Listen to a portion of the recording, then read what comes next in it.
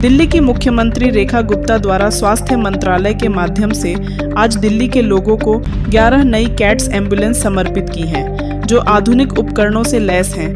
दिल्ली के लोगों के लिए यह राहत देने वाली खबर से कम नहीं। साथ ही दिल्ली सरकार ने आज से अपना ऑनलाइन अंगदान पोर्टल भी लॉन्च किया है। का विषय है कि आज दिल्ली सरकार ने अपने स्वास्थ्य मंत्रालय के माध्यम से दिल्ली की जनता को अनेकों नई सुविधाएं प्रदान की हैं। सेवा पखवाड़ा का समय चल रहा है, 15 दिन 75 सेवाएं, ये दिल्ली की सरकार का संकल्प था दिल्ली की जनता के लिए। और उसी संकल्प के नाते आज हमने 11 कैट एम्बुलेंसेस दिल्ली की जनता को समर्पित की है, जो कि हाई सपोर्ट के साथ में है, जिसका दिल्ली की जनता को सीधा लाभ मिलने वाला है। अक्टूबर तक और हमारी 53 ऐसी ही कैट एम्बुलेंसेस हम इस फ्लीट में जोड़ेंगे।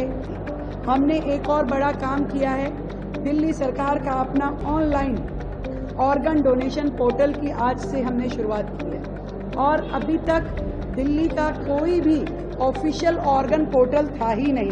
अगर दिल्ली में किसी को अपना ऑर्गन डोनेट करना हो तो उसका रजिस्ट्रेशन करने का कोई माध्यम दिल्ली के लोगों के पास नहीं था, जिसे ऑफिशियली आज से दिल्ली सरकार ने शुरू किया है। एक और खुशी का विषय है, जैसे केंद्र का national organ transplant program NOTP है, ऐसे ही स्टेट का हमने आज से शुरू किया है सोटो, जो कि state organ and tissue transplant organization है।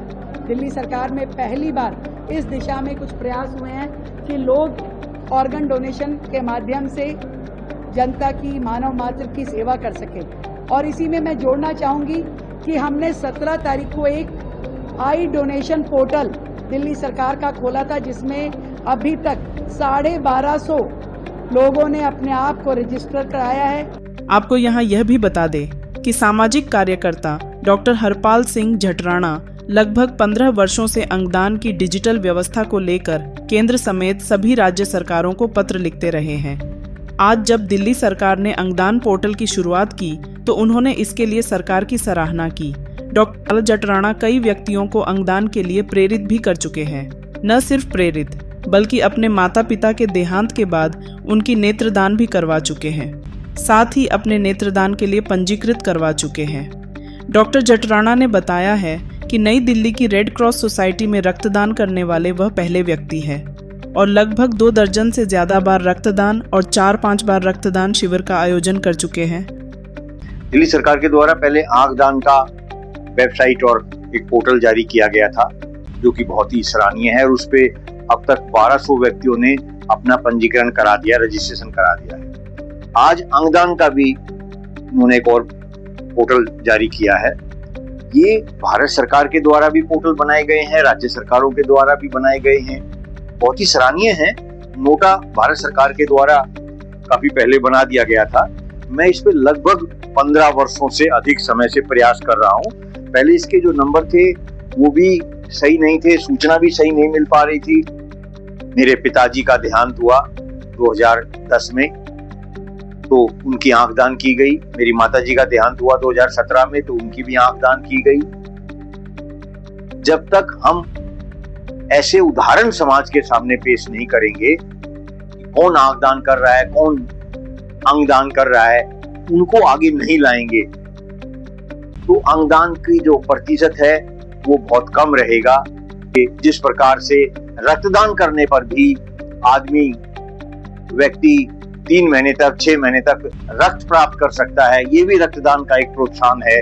उसी प्रकार से कोई भी जब व्यक्ति अपना अंगदान करता है तो उसको भी प्रोत्साहन की आवश्यकता है। हमारे देश में कई लाख व्यक्ति आंख दान के, किडनी दान के, अनेकों प्रकार के जो शरीर के अंग हैं, उनकी जो सूची है वो लाखों में है।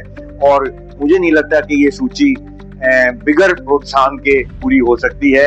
इसमें नागरिकों को जागरूक करने की भी आवश्यकता है। बहुत से नागरिक ये समझते हैं कि मैंने इस जन्म में अगर आंख दे दी तो मैं अगली बार अंधा पैदा होऊंगा।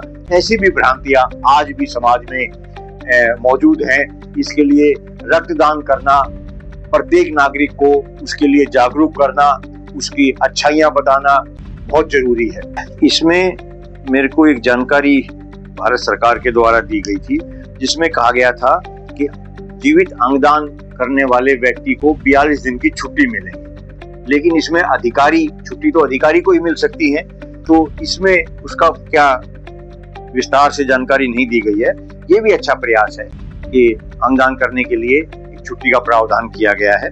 इसी प्रकार से भारत सरकार के द्वारा और राज्य सरकारों के द्वारा जब तक अंगदान में प्रोत्साहन और जागरूकता नहीं आएगी, नहीं आरंभ किया जाएगा, अंगदान के लिए लाखों व्यक्ति लाइन में ही रहेंगे और उनका जो जीवन है वो सुचारू रूप से नहीं चल पाएगा। प्राइम टाइम हिंदी से अर्जुन सिंह की रिपोर्ट।